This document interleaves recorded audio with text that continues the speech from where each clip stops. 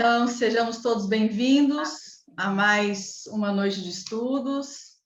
Então, hoje quem vai nos brindar com um resumo é o Marcelo, resumo do capítulo 10, lições de alta magnitude. Seja bem-vindo, estávamos com saudades e agora é contigo. Muito obrigado, Gi, muito obrigado, Laudes, a todos que participam deste grupo de estudos tão especial. Eu estava realmente com muitas saudades. E o capítulo 10 nos traz algumas informações muito importantes que talvez já conheçamos dos diversos estudos em torno da doutrina espírita, mas, como o próprio Manuel Filomeno de Miranda nos fala, são lições de altíssima magnanimidade.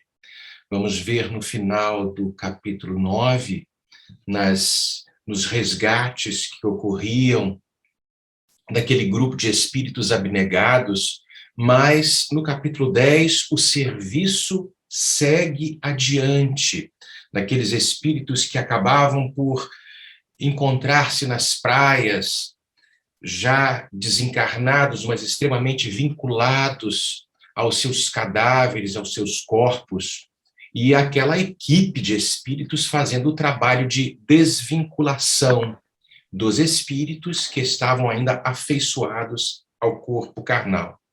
Logo nesse capítulo 10, há algo interessante, o espírito Ana, aquela que era auxiliar de formação anglicana do Dr. Charles, erguendo uma espécie de um archote luminoso, como se fosse a luz espiritual para que os trabalhos pudessem acontecer ali, como se fosse iluminando aquelas paragens espirituais para que os resgates dessem sequência. Há uma passagem específica, muito bonita, logo no começo desse capítulo 10, do espírito que era um padre, o padre Marcos, que tinha sido um sacerdote católico, né, em uma daquelas ilhas, especialmente dedicado à educação infantil, e ele desencarna mais ou menos com 70 anos, como está ali nos capítulos anteriores, e ele, nas suas falas para um grupo de espíritos cristãos católicos, que se identificavam como cristãos católicos, desencarnados, mas ainda afeiçoados aos despojos materiais. E a sua voz era meiga, como se uma espécie de doutrinação suave, gentil, trazendo com a linguagem que lhe era característica aos ouvidos daqueles que se afeiçoavam ainda à fé católica. E vale a pena alguns trechos para que a gente possa ler bem brevemente. Eu trouxe aqui o livro, e ele nos falando: todos, quando nascem, estão assinalados para morrer, porquanto esse é o ciclo da vida. O oposto de vida não é a morte, mas o renascimento. E ele vai dar sequência, falando que Jesus, quando morre, para que ressuscitando no terceiro dia, nos mostrasse, nos desse prova da imortalidade do Espírito, nos trazendo essas noções, estas lições de esperança. E ele vai falando, o Espírito que era o Marcos, o Padre Marcos, né? Graças ao retorno do Senhor, do Mestre, ao terceiro dia, que todas essas questões passaram e ficaram realmente ali mostradas de que a morte do corpo é simplesmente uma circunstância muito mínima diante do relógio da eternidade. O padre fala para que saibamos, aqueles espíritos que saibam confiar no futuro, cumprindo os seus deveres como cristãos, numa atitude reta diante das circunstâncias. Ele descreve ali na sua fala algo muito belo, mas da mesma forma ajudando, à medida que o padre falava e os espíritos eram desvencilhados com a gentileza, com a amorosidade, outros espíritos que estavam ali ajudando. Ele cita no capítulo o espírito Abdu, que era um jovem que havia desencarnado sob a fé muçulmana, fala do espírito Ivon Costa, fala de Oscar, que tinha havia de formação judaica, todos eles, e Manuel Filomeno de Miranda, todos eles trabalhando naquele trabalho, naquele processo de desvencilhamento dos laços daqueles espíritos. E menciona que 2 espíritos indonésios se ofereceram também para cooperar com aquele trabalho de desvinculação dos corpos, dos espíritos dos corpos que ali estavam ali e muito afeiçoados à questão do materialismo ainda. Veja como é importante a gente já se espiritualizar ao longo da nossa vida enquanto na Terra, para que, ao chegar o momento derradeiro desta morte orgânica, nós já possamos nos dar conta da nossa verdadeira realidade. E o Espírito Marcos falando da felicidade que aqueles que acreditam em Jesus, não numa figura simplesmente simbólica, num ícone talvez político que a história muitas vezes pinta, mas naquele que é o caminho, a verdade e a vida. São as palavras do Padre Marcos. E ele as pronunciava com tamanho fervor, com tamanha bondade, que os espíritos ali acabavam num vágado, era a expressão que ele utiliza, se desvencilhavam, caíam de uma certa forma tombados, e os outros espíritos amigos, trabalhadores, retiravam aqueles espíritos, colocando em macas específicas para transladá-los a outros locais. Então a gente percebe que estes trabalhos de resgate acontecem neste âmbito espiritual com uma intensidade imensa. As pessoas que vão fazer os comentários, com certeza, irão aprofundar em determinadas coisas específicas, e não cabe a mim fazer esse tipo de aprofundamento, apenas fazer um pequeno resumo, mas a gente percebe que a espiritualidade amiga trabalha nisto tudo, apesar das pouquíssimas reuniões mediúnicas que nós fazemos, porque a gente tem, às vezes, aquela pretensão, reunião mediúnica, vamos salvar um monte de gente. Ajudamos a salvar alguns, mas nos instruímos também desta realidade que se dá no mundo espiritual. Nunca a providência divina nos deixou sem algum tipo de auxílio, algum tipo de socorro, porque Deus é amor. E aí o padre segue, dá algumas paradas, algumas pausas, e dele saía uma espécie de emanação luminosa que ele coloca, já característica do seu adiantamento espiritual.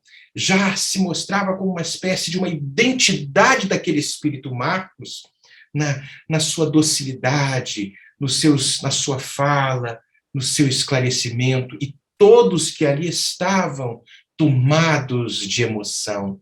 Então aquele clima era realmente santificante.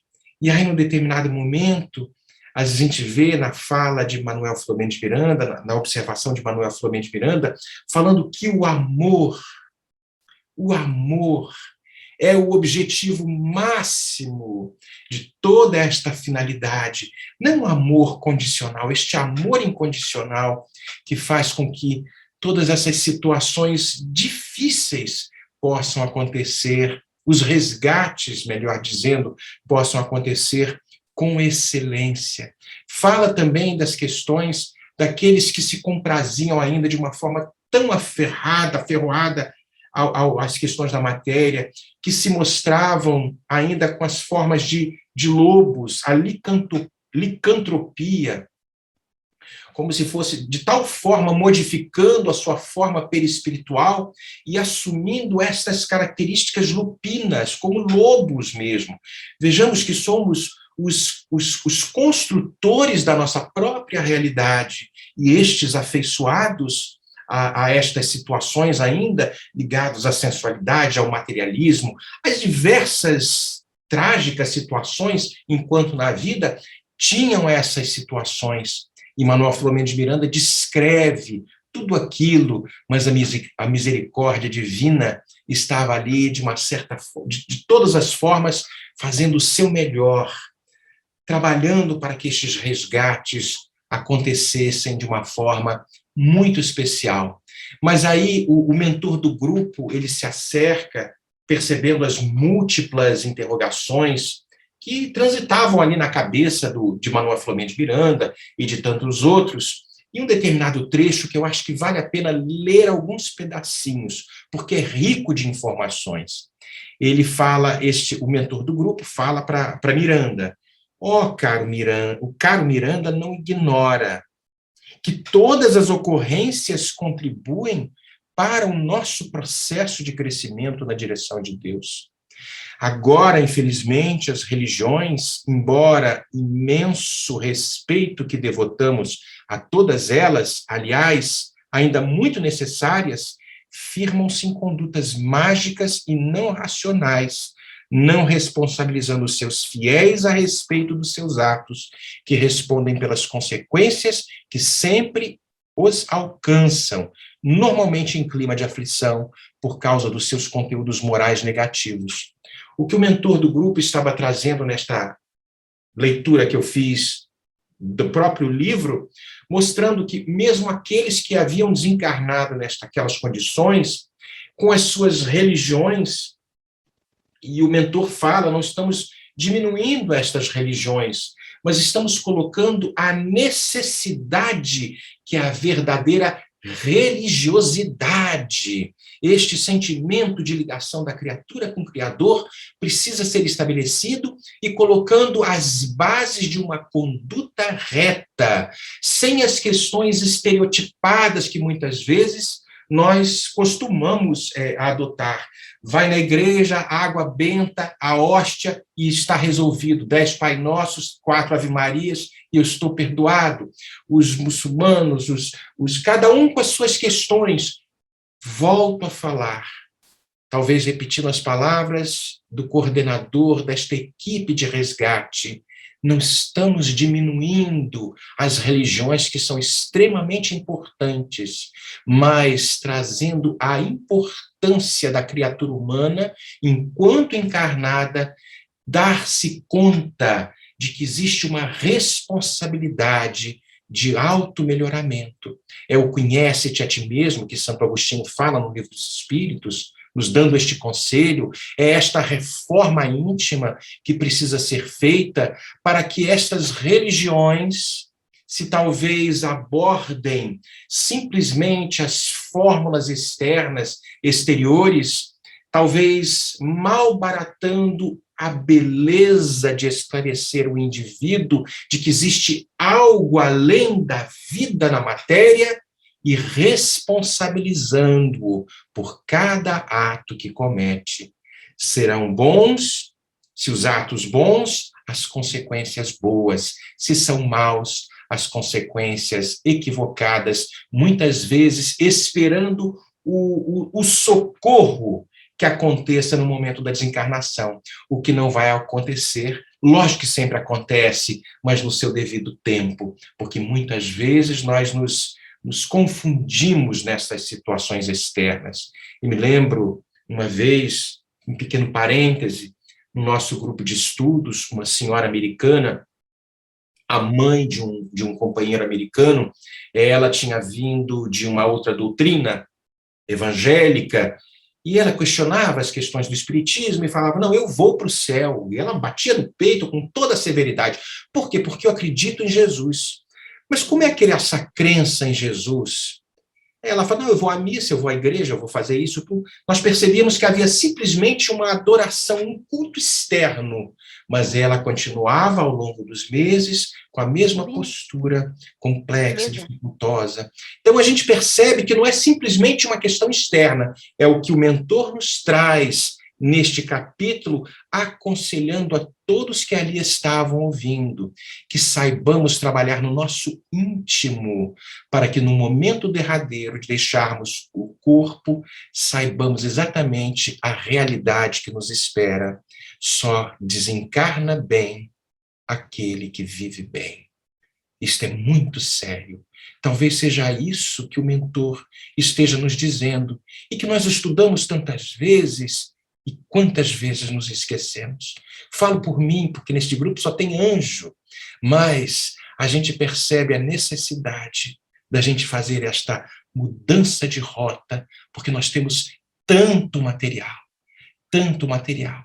E aí o mentor vai e fala, a reencarnação convida estes para, mais uma vez, mesmo rechaçando as questões das vidas múltiplas, da pluralidade das existências, a uma nova aventura na Terra, para que possam dar-se conta, mais uma vez, talvez pela dor, mas quem sabe pelo amor, de que só vivendo bem irão desencarnar bem.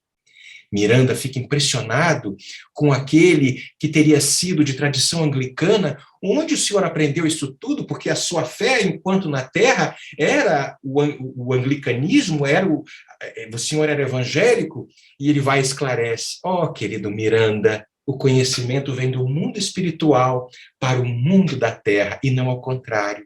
E quando cheguei no mundo espiritual, tomei contato com estas realidades que a doutrina espírita nos traz e bate à nossa porta todos os dias.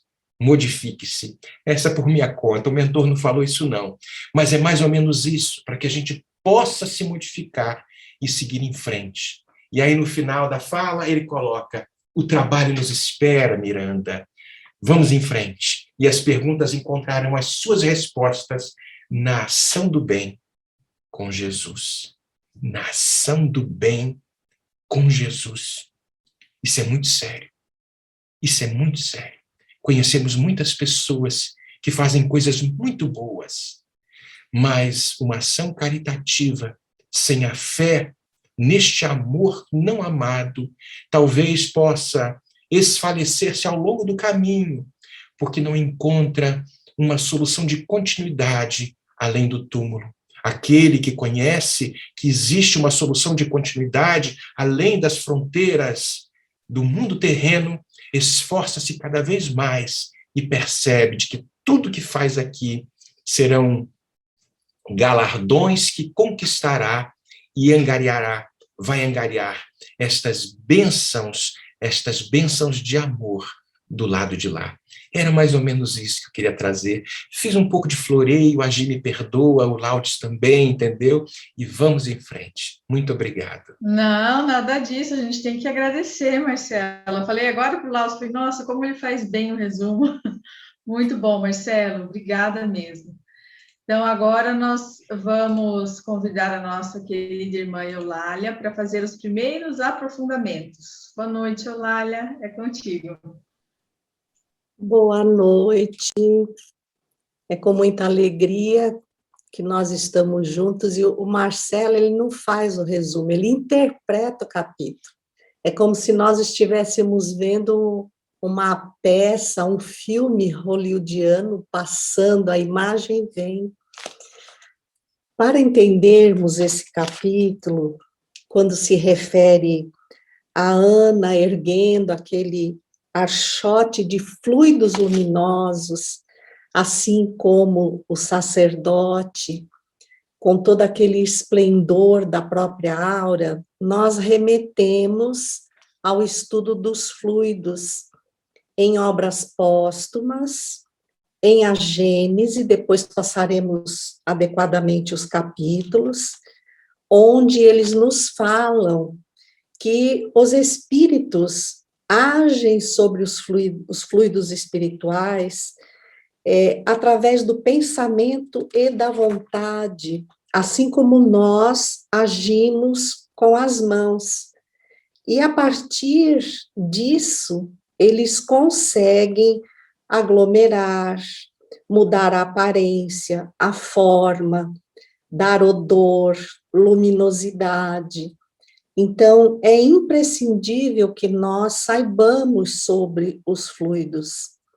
Mas, ao falar da última frase desta primeira página, o oposto da vida não é a morte, mas o renascimento, que é uma frase de Buda, nós vamos encontrar uma mensagem da benfeitora Joana de Ângeles, por Divaldo, recebida em Viena no dia 22 de maio de 2009, intitulada Vida e Morte. E ela nos explica minuciosamente o que o Marcelo também já nos colocou, que não é a religião que nos proporciona uma morte diferenciada. Ressaltamos aqui nós, os espíritas, que não é porque acreditamos na reencarnação, na sucessão das existências, que vamos morrer melhor. Mas o que conta é a forma como nós vivemos a existência terrestre, os sentimentos, as paixões, os vícios e as dificuldades que nós encontramos em nos desprender das coisas simples, materiais. Isso está muito bem colocado de uma forma gostosa de ler no livro Voltei, do irmão Jacó, por Chico Xavier. A dificuldade dele, espírita, que foi vice-presidente da Federação Espírita Brasileira, de se desprender de coisas. Então, vale a pena muito nós lermos essa mensagem de Joana, e que, quando ele vai falar que, à medida que cada um daqueles espíritos era liberado, experimentava um vágado e tombava quase inconsciente, também é imprescindível a leitura da O Céu e o Inferno, segunda parte, o capítulo 1, O Passamento. Então, ali, nós vamos ver que a perturbação, ela é um estado normal de passagem, como se fala, o passamento, esse momento de desprender-se do corpo, lembrando que morrer não é desencarnar. Morre o corpo, o desencarne é o desprendimento do espírito dos despojos físicos. Então, isso, como está nesse trecho do Céu e Inferno, pode perdurar de algumas horas a alguns anos. Então, isso também é muito importante de lermos. E tem um pedaço que aborda a morte violenta, que é o que o capítulo se refere. Então, na morte violenta, não há uma desagregação prévia. A vida orgânica está em plena exuberância de força e, repentinamente, ela é aniquilada. E aí ele nos diz, nestas condições, o desprendimento só começa depois da morte e não pode completar-se rapidamente. O espírito colhido de improviso fica como aturdido e sente e pensa e acredita-se vivo. Esse estado intermediário entre a vida corporal e a espiritual é dos mais interessantes para ser estudado. E aqui ele é muito bem estudado por Manuel Filomeno de Miranda. E nós vamos nos prender um pouco mais à licantropia, que nos chama muita atenção, que não pode ser desconsiderada, que nós vamos ver narrada na história da própria humanidade, através dos tempos. Então, por exemplo, os egípcios adoravam Anubis, Deus com cabeça de chacal. Os gregos reverenciavam o lobo Zeus. Os romanos acreditavam na existência de um canino, Cérbero, que era o guardião do inferno. E na Idade Média falava-se de feiticeiros que também se transformavam em lobos. E quem de nós não conhece a história do lobisomem, que a minha mãe, inclusive, usava para que a gente obedecesse, né? Mas o Espiritismo vem e nos clareia, primeiro, que zoantropia vem do latim, zoo, animal, antropos, homem. é um fenômeno em que espíritos desencarnados, devotados ao mal, se tornam visíveis aos homens, sob formas de animal, demonstrando assim sua degradação, tanto moral quanto perispiritual. E aí a gente precisa lembrar que a perda da forma não representa o retrocesso do espírito. O que ele aprendeu, a experiência que ele tem, ele guarda. Porém, quanto maior ela for, mais responsável ele se torna e, obviamente, mais sofrido a situação.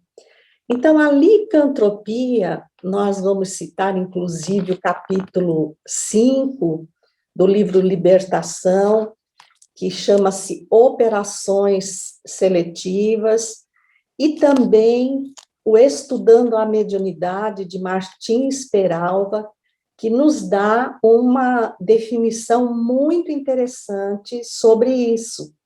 É o fenômeno pelo qual os espíritos pervertidos no crime atuam sobre antigos comparsas, encarnados ou desencarnados, fazendo-os assumir atitudes idênticas. Mas ele compara a um caso de fascinação, em que uma ilusão é produzida pela ação do espírito sobre o pensamento do encarnado ou do desencarnado, fazendo-o acreditar em coisas absurdas e colocando-os em situações constrangedoras. Na Revista Espírita Cristã, de número 35, no Livro dos Médiuns, capítulo 23, nós vamos ver que se trata de uma constrição que paralisa a vontade daquele que a sofre. E a licantropia, nós vamos lembrar, por exemplo, e Kardec faz um estudo desse caso na Revista Espírita de novembro de 1865, de uma situação de zoantropia, licantropia, do Nabucodonosor da Babilônia. Então, é muito interessante também fazermos essa leitura. Mas lembrar que essa é uma das características da matéria espiritual. Então, ou aquele espírito que degradou a sua forma perispiritual devido às suas atitudes criminosas, ou o manuseio disso, como vemos no livro Libertação, quando aquela mulher que descreve que havia matado 4 filhos, e ela recebe daquele suposto tribunal, naquela cidade estranha, a sentença dos juízes impondo que ela se transformasse numa loba. Então, não são eles que a transformam numa loba, que fique isso claro, mas a ação constritora deles sobre o complexo de culpa dela. Então, é uma ação do pensamento, porque o corpo perispiritual é excessivamente fácil de modelar. E aí a gente tem que ressaltar a grandeza da misericórdia de Jesus conosco, porque imaginem se o nosso corpo físico tivesse a mesma densidade do perispírito. Qualquer pensamento degradante que nós tivéssemos, imediatamente alteraria a conformidade do nosso corpo. E também a nossa condição moral, condição espiritual, superaria a ação da hereditariedade. Então, o nosso corpo, ele não foi criado nessa densidade à toa, mas foi milimetricamente planejado para ser resistente à ação da nossa condição moral, do nosso pensamento excessivamente flutuante. Um dia nós temos muita fé, outro dia nós não temos fé nenhuma, um dia nós amamos, outro dia nós odiamos. Então, que misericórdia, porque ele nos faz acreditar que nós somos isso aqui. E a mulher, com muito mais facilidade, altera, maquiando-se, embelezando-se. Quando, se a ação do perispírito fosse visível, nenhuma dessas situações poderia se estabelecer. Então, essas sugestões são conhecidas como hipnóticas e são capazes de provocar, sim, aspectos diferenciados. Primeiro, uma autossugestão gerada por um sentimento de culpa através dos erros do passado, que é o que se mostra no Libertação, e, em segundo lugar, pela ação da mente de outro espírito inferior, com o qual haja uma sintonia que explora os deslizes que nos torna totalmente vulneráveis. Hermínio Miranda, no Diálogo com as Sombras, ele fala: o hipnotizador ou o magnetizador não pode moldar à sua vontade o perispírito da vítima, mas ele sabe como movimentar forças naturais e dispositivos mentais, de forma que o espírito manipulado com perícia acaba por aceitar as sugestões e promover no seu corpo perispiritual as deformações e os condicionamentos induzidos pelo operador, que funciona como agente de vingança por conta própria ou alheia. O Diálogo com as Sombras, ele é excepcional na explicação dessa conduta, quando, no caso alheia, nós podemos, inclusive, encomendar uma vingança, porque existe uma organização no mundo inferior que permite esse tipo de funcionamento, de atitude, sempre sendo agasalhada nas nossas condições. A vítima acaba por assumir formas grotescas, perde o uso de palavra, assume as atitudes e reações típicas dos animais. A história de Nabucodonosor nos fala claramente sobre isso durante 7 anos, e é segregado por tempo imprevisível de todo convívio com criaturas normais e equilibradas. Então, podemos concluir que, continua Hermínio Miranda, afinidade e sintonia são elementos básicos para o estabelecimento do pensamento de aceitação ou adesão. Isso está no livro Mecanismos da Mediunidade. Através dos nossos comprometimentos com o passado, desenvolvidos por débitos, cometidos junto com outros espíritos inferiorizados, com os quais ainda sintonizamos, podemos ter a nossa vontade submetida aos impérios hipnotizantes desses espíritos.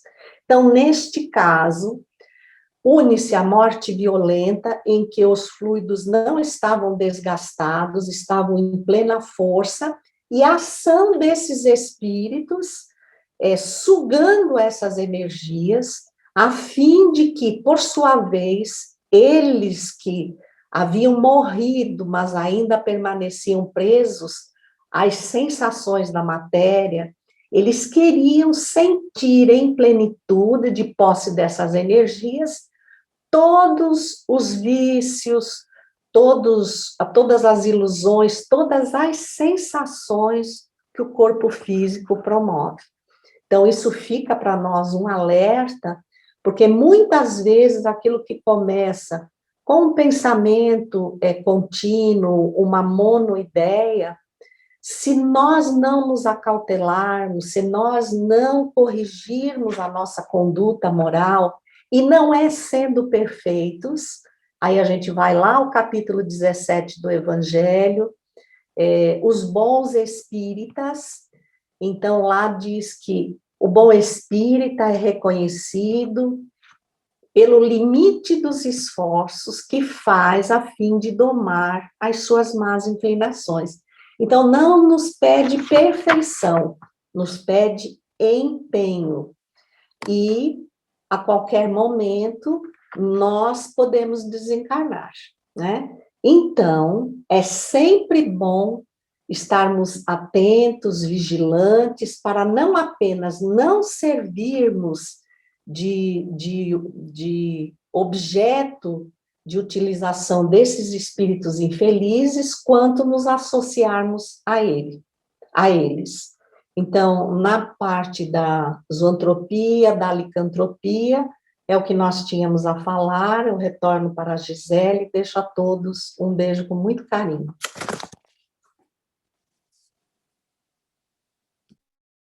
Muitíssimo obrigada, Eulália. Muito bom, como sempre. Na madrugada, né? Avançando aí em Portugal na madrugada e com a gente, firme e forte. Obrigada. Então, agora nós convidamos nosso querido amigo e irmão João Korngold para dar continuidade aos aprofundamentos. Boa noite, João. Seja bem-vindo. Boa noite, amigos. É uma grande alegria estar aqui novamente. E é uma responsabilidade muito grande seguir a explicação do Marcelo e da Eulália. Então, a gente vai tentar seguir por um caminho diferente. Quando eu estava estudando essa segunda parte, o que me chamou a atenção foi especificamente um parágrafo, onde Manuel Filomeno de Miranda ouve o seguinte, que os atavismos religiosos que eles ofereciam primícias e estados de glória logo após a morte biológica, mantinham alguns que se davam conta do fenômeno de que foram objeto, aguardando a chegada dos anjos mitológicos e desesperavam-se tombando na blasfêmia e na revolta, reclamando contra o abandono em que supunham encontrar-se. Essa transferência de responsabilidades de nossos atos para a divindade, além de ser uma atitude profundamente leviana, é muito cômoda, porque proporciona uma visão totalmente distorcida da realidade, transferindo-a para o mundo da fantasia e da mágica, na qual tudo é possível. Então, lendo esse parágrafo, eu comecei a refletir na ideia da reencarnação e na ideia do que as religiões ensinam, que é uma coisa muito falada nesse capítulo, dos desvios das religiões em educar as pessoas, em preparar as pessoas para a morte e para o além da vida física, para a vida no mundo espiritual e possivelmente para a reencarnação. Eu resolvi trazer para vocês o que as outras religiões falam sobre reencarnação ou sobre vida após a morte. Porque a gente, como espíritas, a gente está acostumado a lidar com reencarnação, a estudar a reencarnação. Eu costumo dizer que quando você faz uma pesquisa sobre os que acreditam em reencarnação, aqui nos Estados Unidos, por exemplo, aproximadamente 35% da população acredita em reencarnação. E eu brinco que 34,9% não tem a menor ideia como a reencarnação funciona. O Espiritismo explica a reencarnação e é muito pouco conhecido aqui nesse país.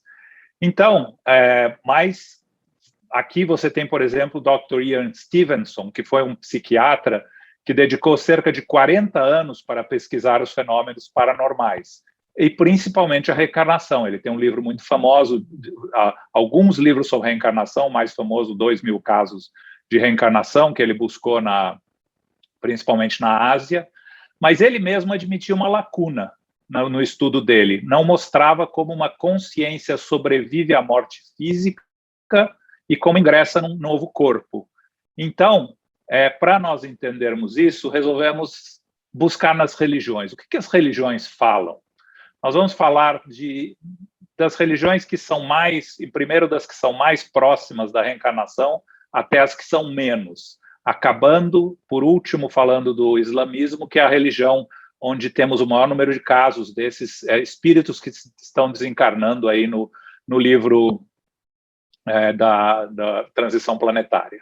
Então, começando pelo budismo, na concepção budista, a alma de uma pessoa falecida passa por um período de transição até que a sua nova vida e a forma do seu renascimento será influenciada pelo seu karma.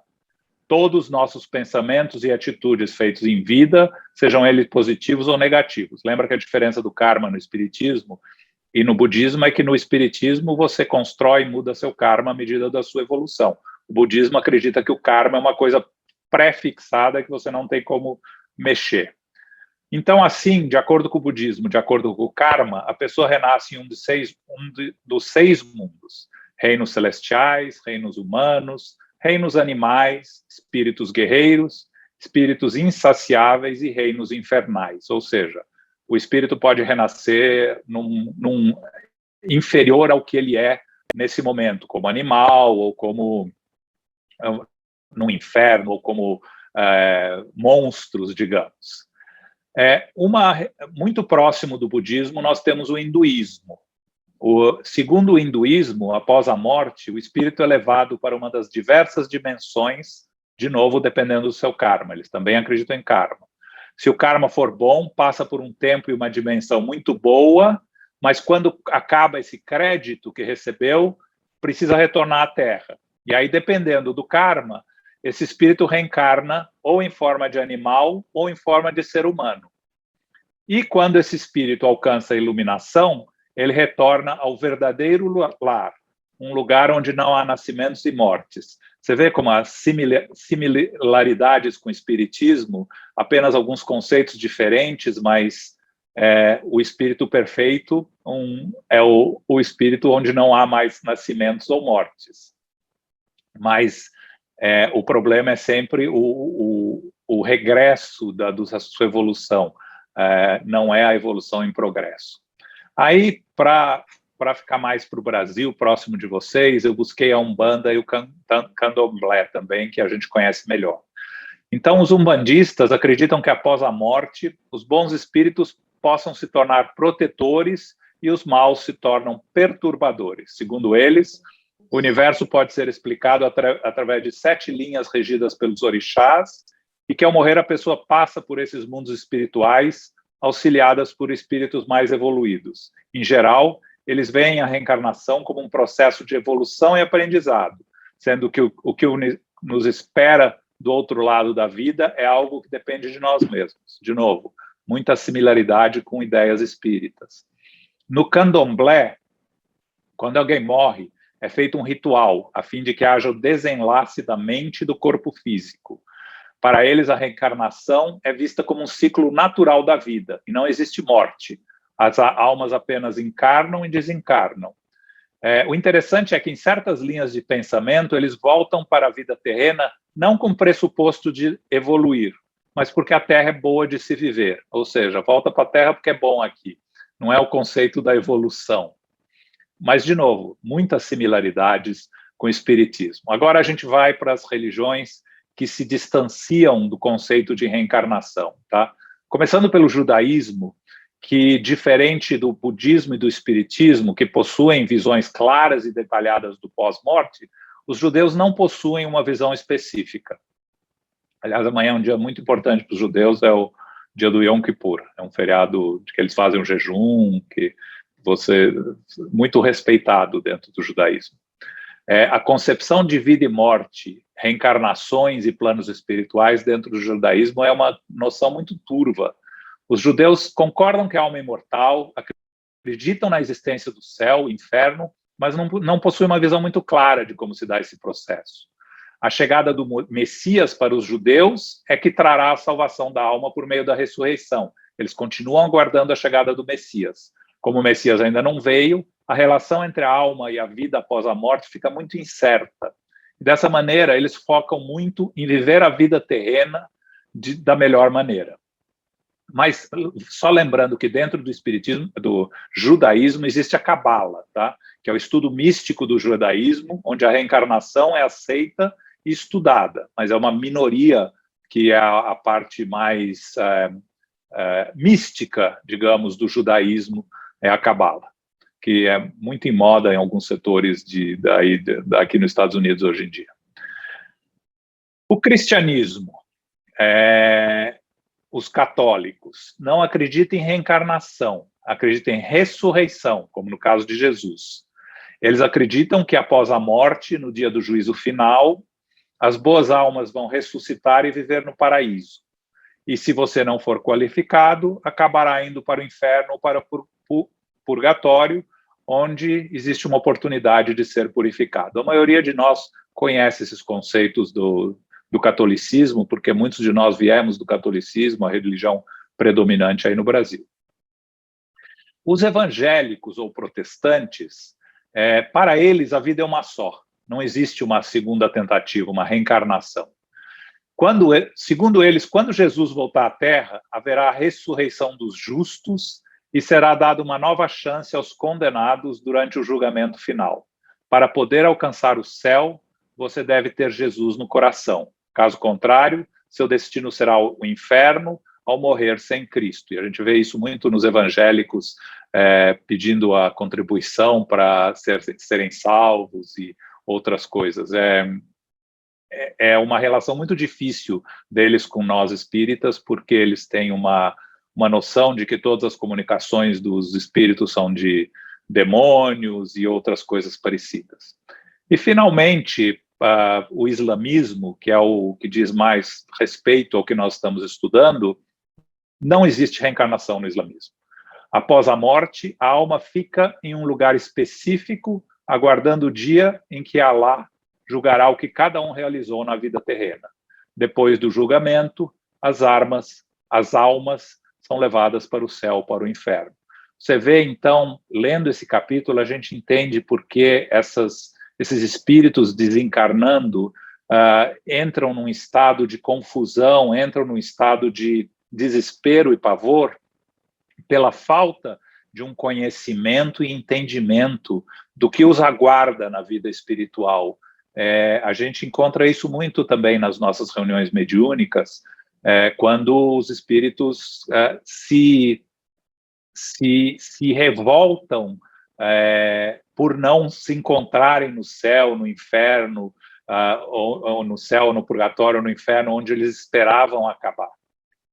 Então, o que acontece com a chegada de Allan Kardec com o Espiritismo? Leon Denis, através da psicografia de Divaldo Franco, no livro Seara do Bem, nos fala: com a chegada de Allan Kardec e com o Espiritismo, renasceu o cristianismo primitivo.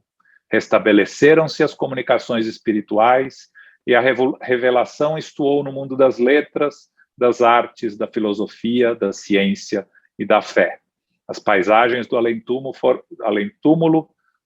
foram desveladas, o conceito da justiça divina readquiriu seu lugar através das reencarnações e o homem deixou de ser vítima do destino para tornar-se-lhe autor, seu próprio arquiteto. Muito interessante essa comunicação de Leon Denis, nos dizendo que o Espiritismo nos traz uma luz, nos traz um entendimento de como é o processo da reencarnação, mas como falou a Eulália e falou o Marcelo, o trabalho depende de nós. Só conhecer não basta. A transformação moral que é muito importante em cada um de nós.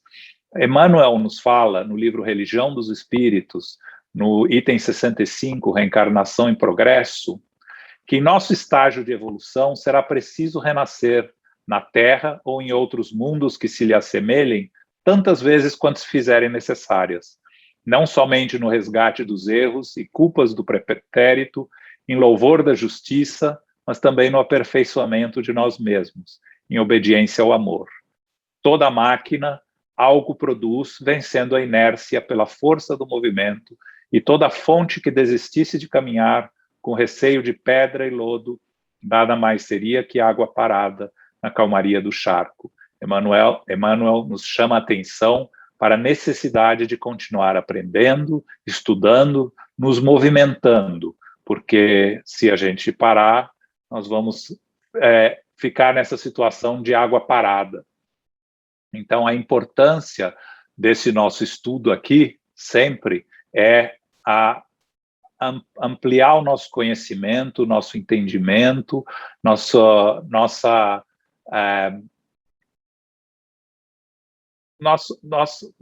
conhecimento realmente de espiritismo, no sentido de que isso nos ajude a tentar transformar todo esse conhecimento em parte de nós mesmos, porque só o conhecimento não traz evolução. No livro, Emmanuel continua nos falando, no livro Roteiro, no capítulo 10, que é chamado de religião, porque a gente sempre fala do espiritismo como sendo ciência, filosofia e religião. Dependendo de cada um de nós, a gente foca num lado ou no outro. É importante o tripé, é importante a gente focar nos 3 lados, porque uma mesa com 2 pés cai, não se sustenta, a mesa só se sustenta com os 3 pés, e a gente tem uma tendência a focar de um lado ou outro. Mas Emmanuel nos traz aqui os conceitos do que a ciência, a filosofia e a religião contribuem para a nossa evolução. E ele nos fala que a ciência multiplica as possibilidades dos sentidos e a filosofia aumenta os recursos do raciocínio. Porém, a religião é a força que alarga os potenciais do sentimento. Dos nossos antepassados invertebrados e vertebrados, caminhamos nos milênios, de reencarnação em reencarnação, adquirindo inteligência por intermédio da experimentação incessante, mas não é somente a razão o fruto do nosso aprendizado, no decurso dos séculos, mas também o discernimento ou a luz espiritual, com que pouco a pouco aperfeiçoamos a mente. A religião é a força que está edificando a humanidade, é a fábrica invisível do caráter e do sentimento. A ciência construirá para o homem o clima do conforto e enriquecê-lo-á com os brasões da cultura superior.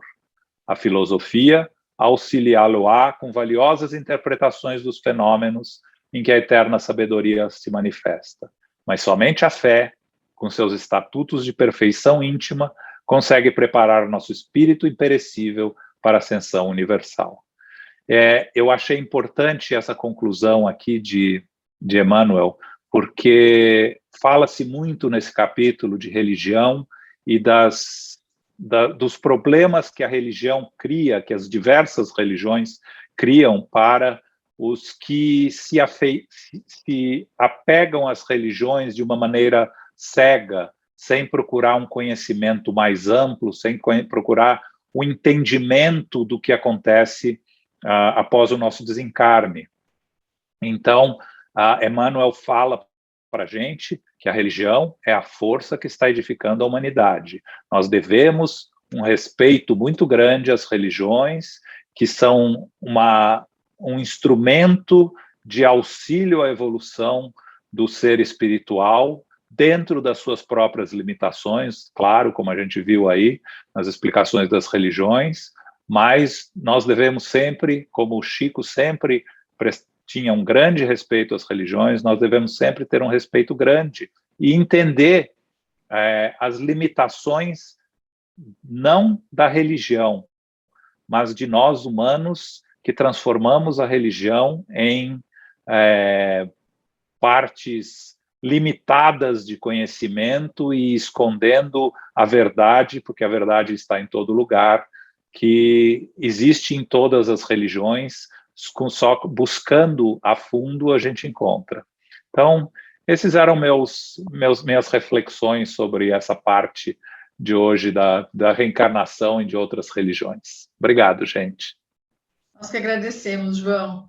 E dessa sua fala, eu me lembrei que eu li num dos livros das viagens de Divaldo na Europa, a respeito da religião, que eu não sei quem é que faz essa analogia que ele narra, mas que como se a verdade tivesse caído do céu no formato de um espelho e caído na terra, e aí então cada um de nós tivesse pegado um pedacinho desse espelho, que seria a verdade, e aí então criado uma religião para tentar explicar o transcendente, o divino, enfim. Muito obrigada. Então, agora nós vamos convidar o nosso querido Vitor para responder a primeira pergunta. a pergunta é a seguinte. No capítulo 10, destacou-se muito a necessidade de nos prepararmos para a morte biológica, o que na maioria das vezes não acontece, nem mesmo por parte daqueles que somos espíritas ou espiritualistas. Qual a razão disso? Seria medo da morte? Mas se sabemos que não morremos, por que tememos a morte? Boa noite, Vitor. É com você. Ok, boa noite a todos, meus queridos irmãos e companheiros e companheiras dos nossos coordenadores. Eu confesso que estava com saudade, porque semana passada eu não pude participar e eu estava me sentindo tão bem. Então, vamos à nossa tarefa de hoje. Realmente, quando a gente observa essa pergunta, eu procurei no Livro dos Espíritos, na questão 941, Kardec indagando nos benfeitores que a preocupação com a morte é para muitas pessoas uma causa de perplexidade. Mas por que essa preocupação se elas têm o futuro pela frente? Então, os benfeitores vão responder da seguinte forma: é errado que essas pessoas tenham essa preocupação. Mas o que queres? Procuram persuadi-las desde cedo de que há um inferno, um paraíso, sendo mais certas que elas vão para o inferno, pois lhes ensinam que aquilo que pertence à própria natureza é um pecado mortal para a alma. Assim, quando se tornam grandes, se tiveram um pouco de raciocínio, não podem admitir isso e se tornam ateus ou materialistas. É dessa maneira que são levados a crer que nada existe além da vida presente. Quanto àqueles que persistiram na crença da infância, temem o fogo eterno que deve queimá-los sem os destruir. A morte não inspira nenhum temor ao justo, porque a fé lhe dá a certeza do futuro, e a esperança lhe acena com uma vida melhor, sendo que a caridade, cuja lei ele praticou, lhe dá a segurança de que não encontrará no mundo em que vai entrar nenhum ser cujo olhar ele deva temer. Interessante que Kardec vai fazer um comentário a respeito do homem carnal e do homem moral. Ele vai falar que o homem carnal, evidentemente, está ligado mais à vida corpórea, ele tem na Terra as suas penas e os seus prazeres materiais, porque a sua felicidade está na satisfação de seus desejos que se encontram na Terra. A sua alma, constantemente preocupada e afetada pelas vicissitudes da vida, permanece numa ansiedade e numa tortura perpétuas. A morte o amedronta, porque ele duvida do futuro e porque acredita deixar na Terra todas as suas afeições e todas as suas esperanças. Já no homem moral, ele vai trabalhar a questão de uma outra forma. Ele vai falar aqui que aquele que está nessa circunstância, né, que se eleva acima das necessidades artificiais criadas pelas paixões, desde esse mundo, ele experimenta prazeres desconhecidos do homem material, porque ele já começa a antever, já começa a vibrar numa psicosfera diferente. A moderação dos seus desejos dá ao seu espírito calma, serenidade. Feliz com o bem que fez, não há para ele decepções e as contrariedades deslizam por sua alma sem lhe deixarem marcas dolorosas.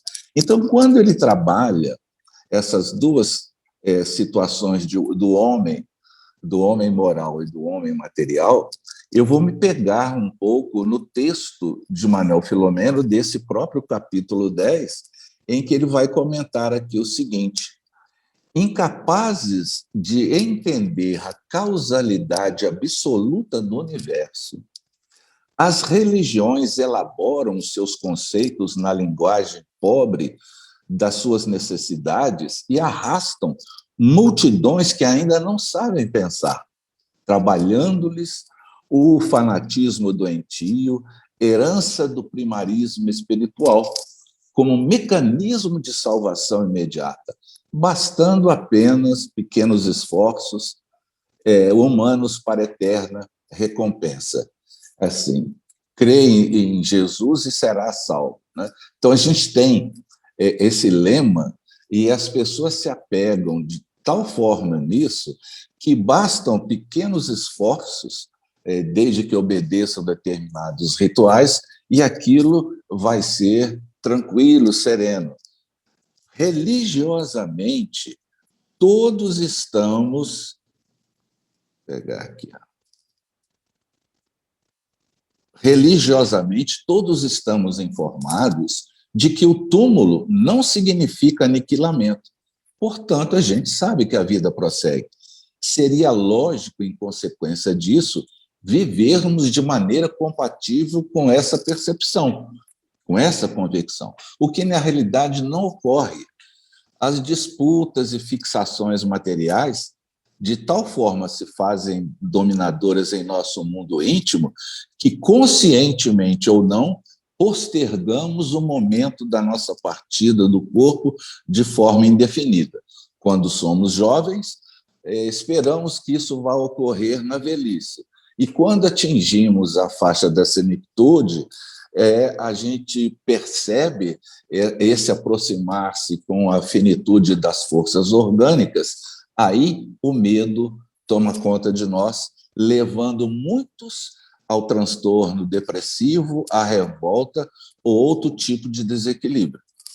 Bastaria somente alguns momentos de reflexão, quem disse isso aí é o Oscar, diária, reflexão diária em torno da transitoriedade da vida física, para nos prepararmos e aguardarmos com alegria o momento da desencarnação.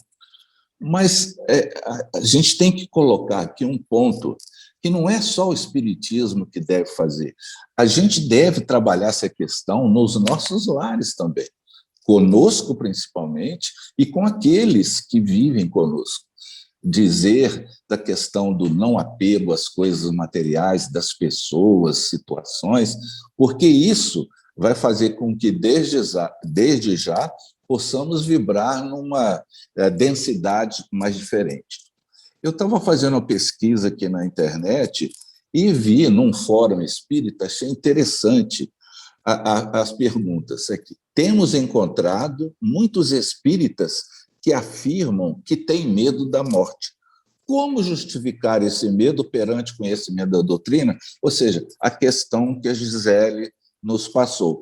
Então, a resposta aqui: o espírita é uma pessoa comum, que possui conhecimento teórico da doutrina espírita.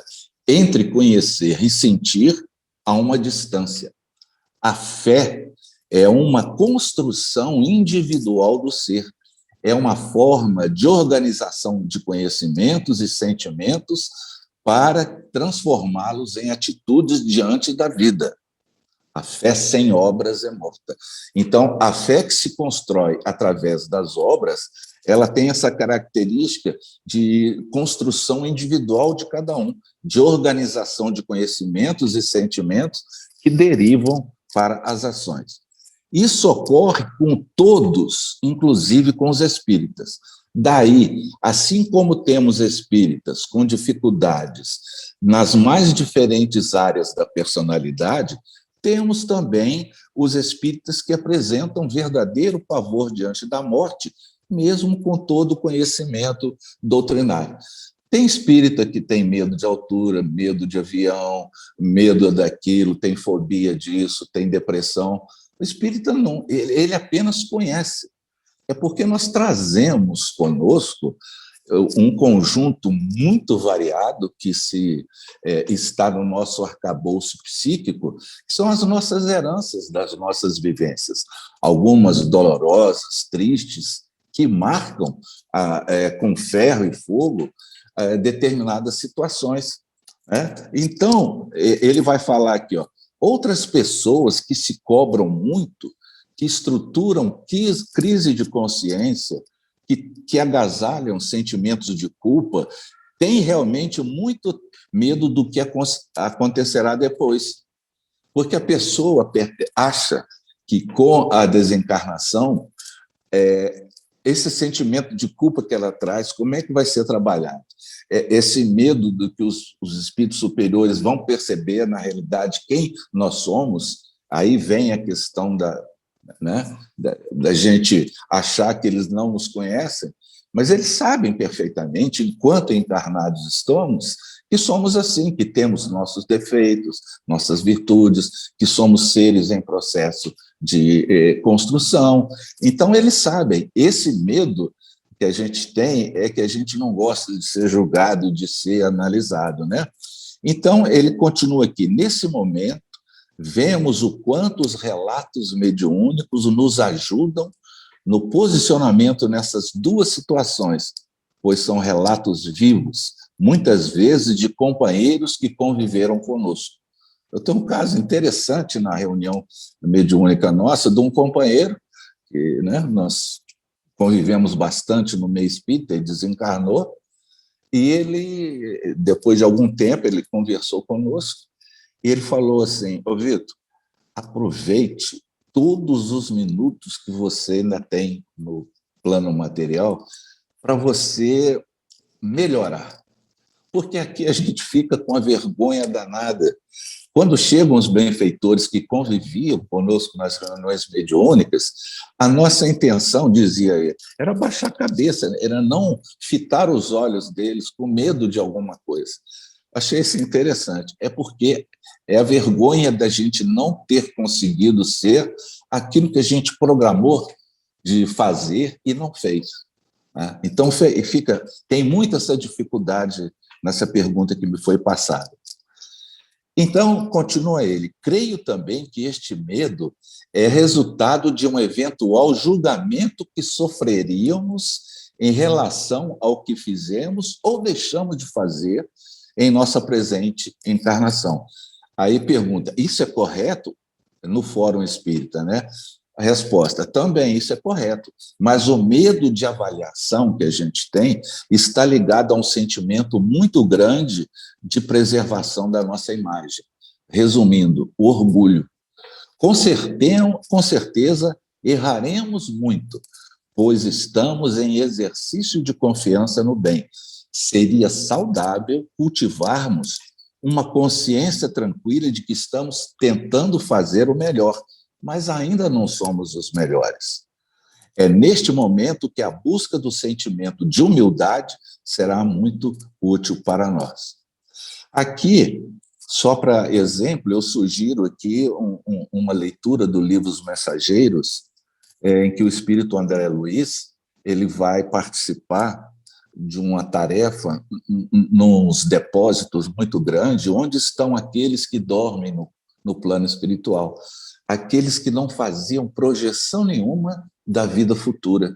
E a situação que eles se encontram como múmias, vamos dizer assim, que estão colocadas em catres, um ao lado do outro, e que, com os olhos vítreos arregalados, com dificuldade de sair daquele estado, porque as pessoas acreditavam no descanso eterno. Então, não existia nada. Então, tirar um espírito dessa situação é complicado. Então, por isso que a gente tem que desmistificar a questão da morte como sendo o nada, o non plus ultra, né? Nada mais além. Sim, há uma vida que continua. Então, eu remeto os companheiros a essa leitura dos Mensageiros. Uma situação que eu não sei se eu entendi bem, depois até a Lália podia me conformar, ela falou de uma mensagem de Joana. Eu estou com uma mensagem de Joana aqui, de 2010, lá na Áustria. Eu não sei se, quando ela leu isso, 25 de maio de 2010. Eu não sei se é essa mensagem, depois eu até queria saber. É essa. Joana, é essa mesma? Olha que coisa interessante. Olha só a coisa. Então, ele falando assim do medo da morte, que é algo atávico, né? Procedente da caverna, quando o fenômeno biológico. Achei interessante. Eu só estava achando que ela falou 2009 e o meu é 2010. Mas essa mensagem é valiosa, porque ela vai trabalhar essa questão com muita proficiência, só do jeito que ela faz. Então, fica o registro aí. E eu teria que lembrar também uma situação que, como o conhecimento e a vivência evangélica impactam o processo desencarnatório. E eu encaminho também, remeto vocês, na obra Obreiros da Vida Eterna, em que lá tem a desencarnação do Dimas, do Fábio, da Adelaide, do Cavalcante. Cada um é um processo desencarnatório diferente. Então, tem o Dimas, que era espírito, uma desencarnação mais tranquila, mas o pós-desencarnação dele foi um pouco complicada. O Fábio, ele não precisou de quase nada, porque ele trabalhou a questão da desencarnação, a continuidade da vida com seus filhos, com sua esposa. O Cavalcante, que era católico, com todos os seus, vamos dizer, contributos que o catolicismo traz, então ele tem uma outra conotação, um outro comportamento, né? Ele sofre até um processo da eutanásia, etc. E tem da Adelaide. Adelaide, ela trabalhava numa casa com crianças e tal. Então,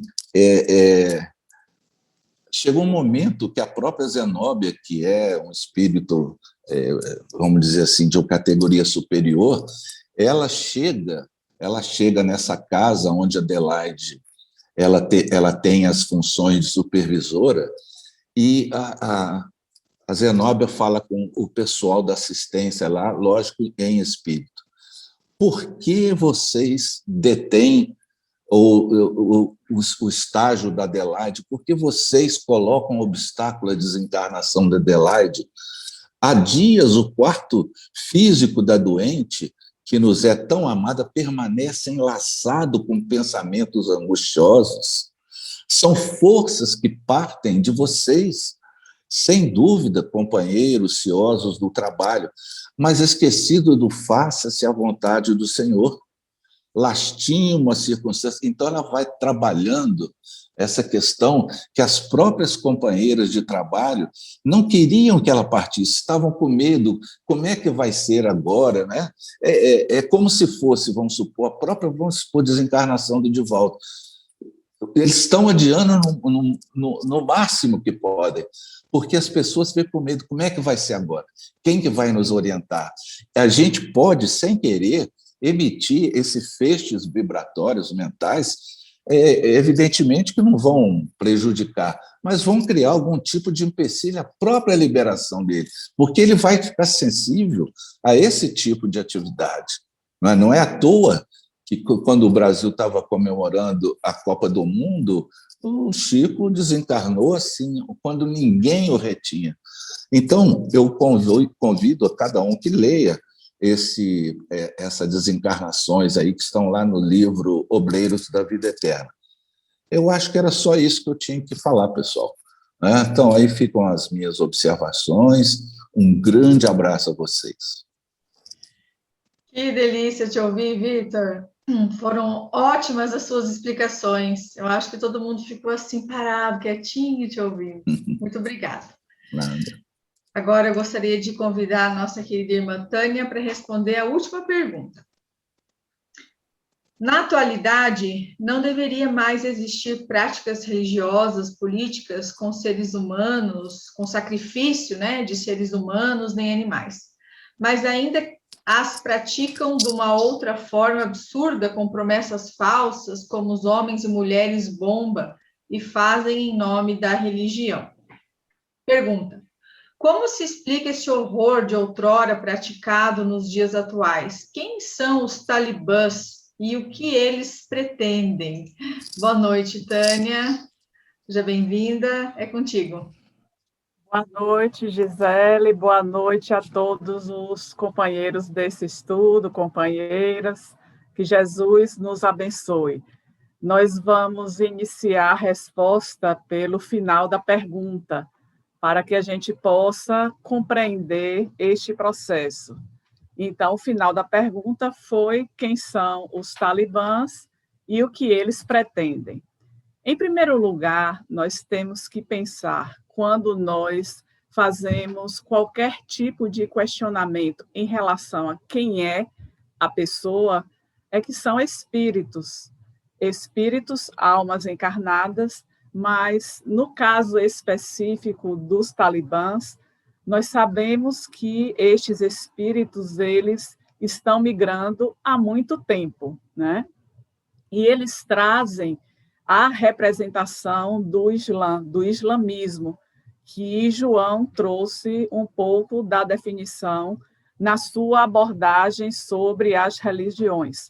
Mas o destaque deste Talibã é que eles trazem uma representação deste islamismo que manifesta a intolerância, uma intolerância que foi herdada do cristianismo, que lá pelo século X, XI, onde se manifestaram as cruzadas, a Inquisição, houve essa manifestação de ódio, então gerou entre cristãos e muçulmanos este ódio que vem se perpetuando ao longo das sucessivas reencarnações.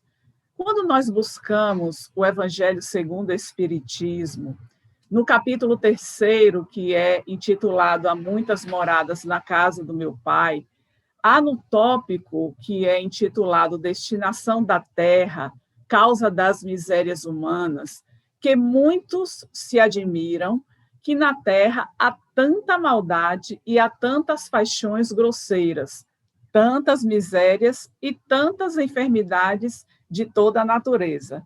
Então, não é de estranhar essa admiração das pessoas quando se deparam diante dessas condições diferenciadas, dessas pessoas que vivem trazendo o terror, colocando como uma defesa da religião, que de fato nós observamos que são questões pessoais que conseguem contagiar outras pessoas e que passam a ser os seus seguidores. Buscando um pouco da história, nós vemos que o Afeganistão, durante uma década, que foi entre o período de 1979 a 1989, houve a guerra com a União Soviética. Durante este período, alguns desses afegãos, eles se transformaram, né, esses ex-guerrilheiros, eles buscaram se fundamentar em uma organização que foi denominada de Talibã, Talibã que na linguagem para eles significa estudantes, e eles participaram de uma escola que era financiada pela Arábia Saudita e que promovia uma versão conservadora do islamismo. É por isso que eles trazem o Islã como a bandeira pela qual eles defendem.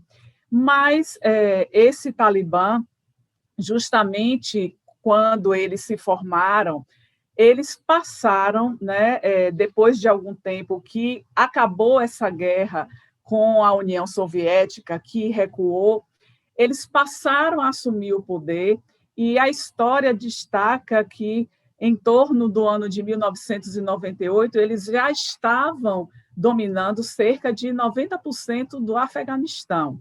E aí, como foi que começou esse domínio?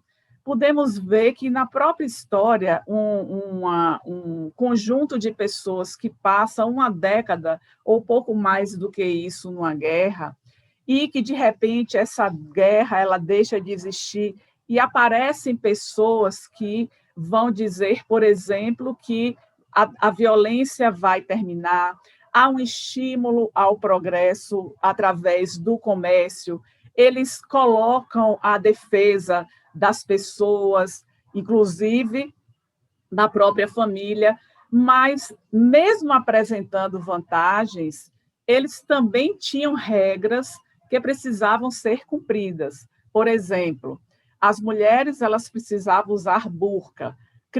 Mulheres, meninas a partir de 10 anos não podiam ir mais para a escola. Os homens precisavam usar barba. Eram proibidos ouvirem música, assistir televisão, fazer leitura de livros que eram livros e filmes do nosso Ocidente. Então, para poder amenizar toda aquela onda de violência, tudo que o pós-guerra deixou entre eles chegaram com propostas de melhorias, né? Apresentaram as suas regras e tinham condições, por exemplo, de se alguém fosse acusado de roubo, então essa pessoa, em plena praça pública, elas tinham, por exemplo, as suas mãos, elas eram amputadas na vista das pessoas. Aqueles que eram acusados de homicídio, eles morriam na vista das pessoas.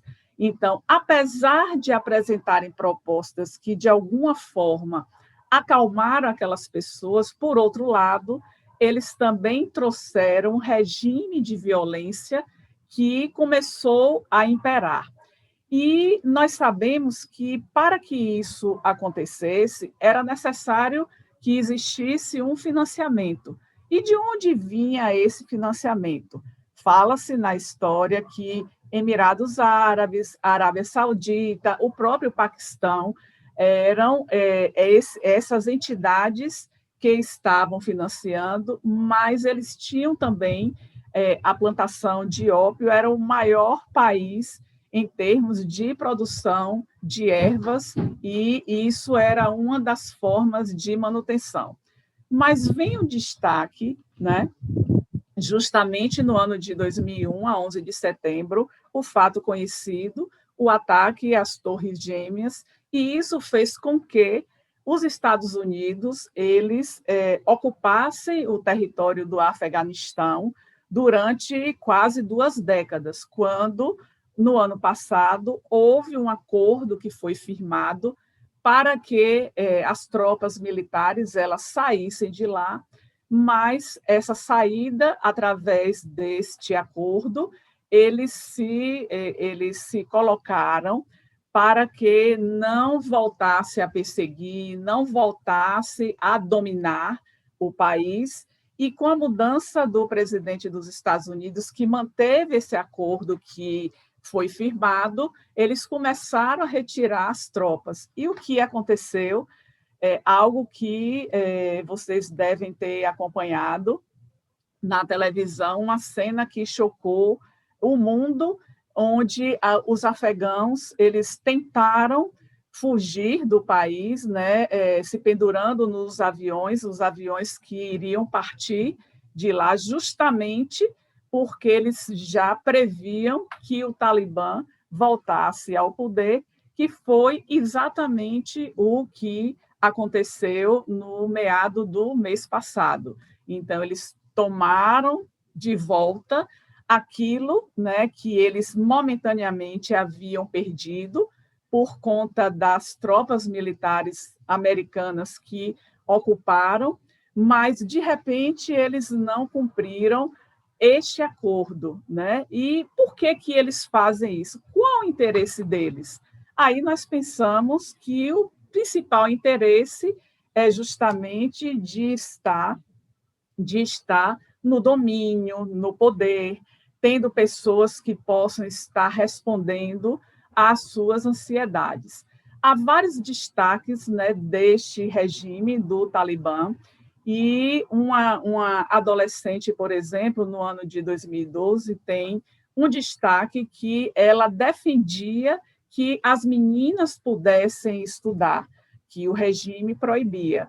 E, certa feita, ela indo para a sua casa, ela recebe um tiro na cabeça e o Talibã se colocou como o responsável por aquele atentado, porque ela estava, de alguma maneira, infringindo a lei, né? Aí, quando nós voltamos também para o capítulo 3º do Evangelho segundo o Espiritismo, no tópico Progressão dos Mundos, esse tópico, inclusive, que foi escrito por Santo Agostinho, ele coloca lá que o progresso, ele é lei da natureza.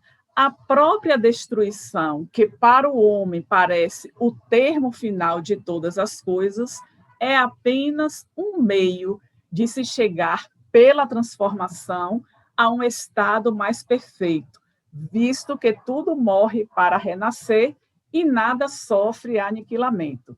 Então, é claro que quando nós ouvimos os noticiários das situações que acontecem com as pessoas que vivem nessa região, é lamentável, inclusive de pensar que muitas crianças, muitas mulheres, muitas pessoas idosas que são mais frágeis estão envolvidas neste processo, mas em um processo que nós compreendemos já com os conhecimentos que adquirimos da doutrina espírita, que são necessários para o processo de libertação de cada um. E aí vem, né, a pergunta que foi o primeiro questionamento, como se explica o horror que outrora era praticado, mas que nos dias atuais nós ainda assistimos a toda essa cena. E aí não poderíamos ter outra resposta que não a lei de causa e efeito e a reencarnação.